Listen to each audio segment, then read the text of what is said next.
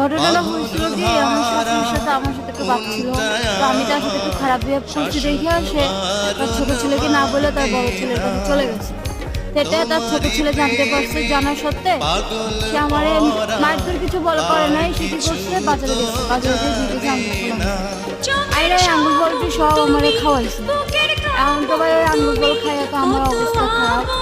পরে আমি মেম্বারের কাছে বিচার দিলাম যে এই ঘটনা এই ঘটছে আমার সাথে।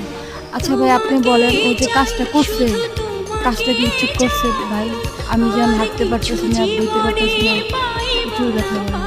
আমরা একটু ভাই আপনার কাছে জানি। ভাই আজানের সময় মিছে কথা কব না, আজান দিচ্ছে, সবাই আমরা মুসলমান।